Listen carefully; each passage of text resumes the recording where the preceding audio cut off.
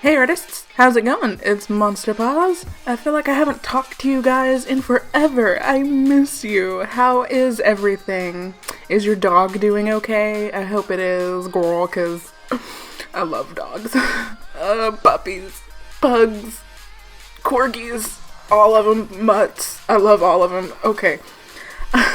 So today I figured, since I haven't talked to you guys in a while, and I've been getting a few questions about my line art and how it's so smooth, I guess, like a baby's bottom, I figured I would do sort of a tutorial thing today. So, yeah, that's what we're doing today. So, as you can see, this is quite a long video, so go ahead and grab some snacks. If you can, order me a pizza, because your girl's hungry, and, you know, I'm gonna try and teach you how I do my line art. It's not really gonna be a tutorial, it's just gonna be me kind of explaining how I do my line art, because like I've said in previous videos, I cannot teach. I am not a teacher. I don't know how to teach, so I'm just gonna kind of, like I said, explain what I'm doing. So I start out with a sketch. I think everybody does. I like to do what is called like a base line. I don't know if that's what it's really called, but that's what I call it. I do like sort of a base line art. You know how you have flat coloring whenever you're coloring something? Well, this is kind of like a flat line art. So I like to do really thin line art. Sometimes I do thick line art, but most of the time it's really thin. Right now I'm using a Pilot Hi-tec-c pen. And this pen is freaking awesome. I just bought a few of them about a week ago, I think. Maybe a week and a half ago. It's a gel pen, unlike the multi-liners that I usually use, which are felt tip ink pens. This is a gel pen, and it's a ballpoint pen, and it has like a needle tip on it. It is the shit. Like, if you can get some of these, they're not expensive at all. I think they were like $1.25 on jet pens. Grab you some, girl, because they are freaking awesome. Whenever I'm doing flat line art, hang on, I wrote down some notes because this is a long video and I wanted to be sure I cover everything. Not everybody does flat line art. It depends really on your style. Some people like to just jump straight into doing line weight and line variation. I don't like to do that, mainly just because that's not how I usually do it. Flat line art has no line variation. It's just thin lines that have no line weight to them. It's very bland to look at. If you were to erase the sketch underneath it, it's just plain lines. Sort of like the lines in a coloring book. That's the best way I can put it. I think in order to achieve thin, even strokes that don't have any breaks in them, you need to keep one goal in mind, and that is, well, actually two goals, sorry. You need to have a steady hand, so if you're hungry and you have shaky hands, go eat something. Do not outline your line art if you're high on caffeine and like bouncing everywhere, because your hands are going to shake and you're going to have wobbly line art. Second, you need to use your whole arm and do one even stroke. If you're doing like a long line, I'll show you that when I get to her hip curtains. Yep, I'm calling them hip curtains because I don't know what the hell they are. Anyway, when I get to her hip curtains, I do the line strokes all in one motion. So I'll show you what I mean by that here in a second, because you'll see a better demonstration of it whenever I go back and add line weight. I add a thick outline to this drawing, so you'll see a better demonstration of using your whole arm to increase mobility. Whenever you're only drawing with your wrist, you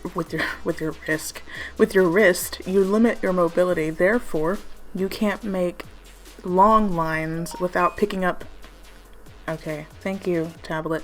You can't make long lines without picking up your pen and then restarting. And here's what I mean whenever I had to adjust for the camera. But doing long strokes, you'll see that I don't pick my pen up and I just follow through using my entire arm. This is a better example right here. And then I got to the edge of the page and it started to wrinkle, so I had to pick up my pen and then redo it. So you can see right around where it starts to curve, on the outer edge of that curve, I had a break in my line art. But, you know, it's all covered up by the thick outline that I decided to put around the drawing.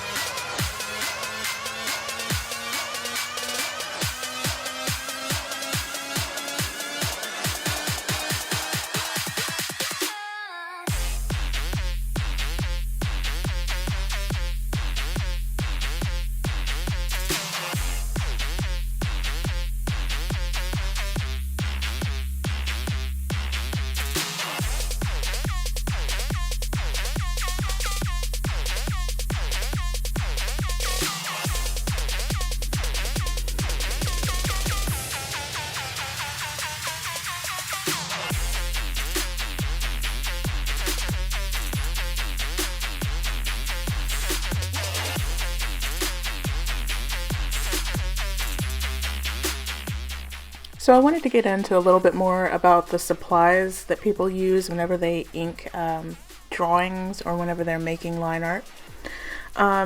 Like I said, I'm using a gel pen right now, and I don't use them very often. In fact, this is one of the first times that I've ever used a gel pen. And these are surprisingly Copic proof. And I was a little bit worried when I bought them that they would not be Copic proof and that they would just smear. But they are Copic proof, you just have to let them dry. Other things that I use would be Sakura multiliners and Copic multiliners. Those are pretty much the exact same thing. I find that there's hardly no difference between a Sakura micron pen and a Copic multiliner, except for the fact that Copic multiliners, depending on which model you get, is refillable, and Sakura multiliners are cheaper.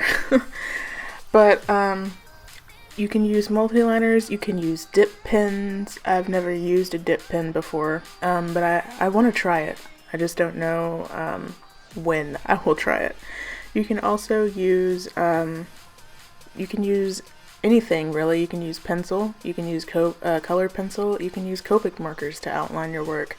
It all depends, again, on your style. Hell, you might even choose to not even do outlines. I've seen a lot of great art that doesn't even have outlines. It just depends on what you want to do. Plain and simple. It just comes down to your preference, what you want to do, and how you usually do your art.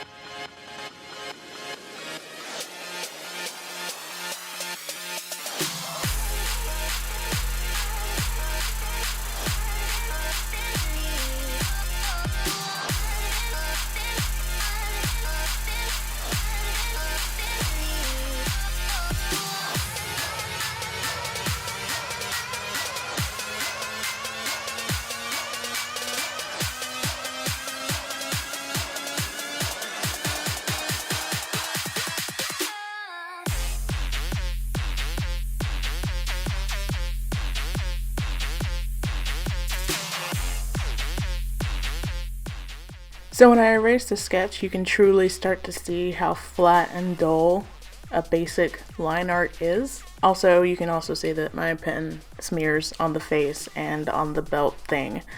Yeah, I was a little bit mad about that, but it's okay. This picture was never meant to be extremely rendered and awesome looking. It was just for this tutorial purpose.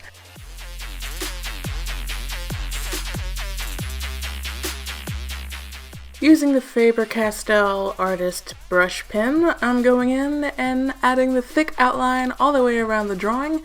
This is just something that I chose to do. It's not something that I usually do, like I said earlier. I just, I was sitting there and I was like, you know what? I want to do a thick outline. And I did it. Personally, the reason that I add line weight to my lines is I feel like it gives the line art more diversity. It makes it more appealing to the eye. And if you decided that you didn't want to color it for whatever reason, you could leave it as a standalone drawing and it would look just fine without any color to it.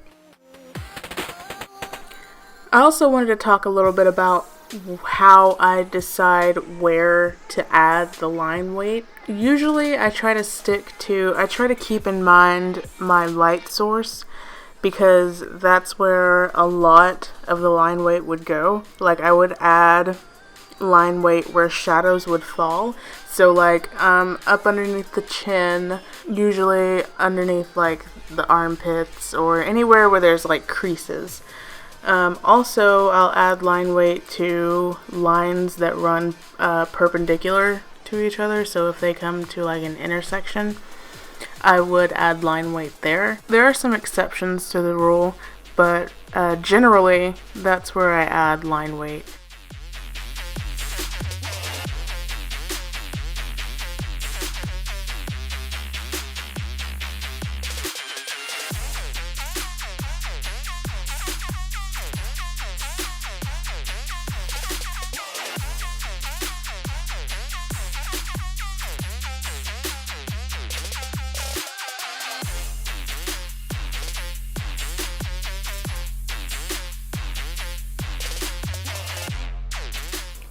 Earlier, when I was talking about using your entire arm to increase mobility and help you get more control over your pen and therefore straighter line art, that technique can be great for if you have a character with long, flowy hair and you are a little bit intimidated by one stroke lines.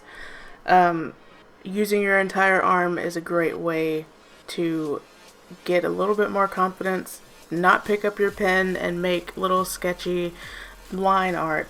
The biggest difference that I can demonstrate with using your entire arm and using just your wrist or just your fingers is what I'm doing right now. I'm going back and forth over the line art to create more line depth. And that's what you don't want to do whenever you have a big line that you need to just knock out in one swipe.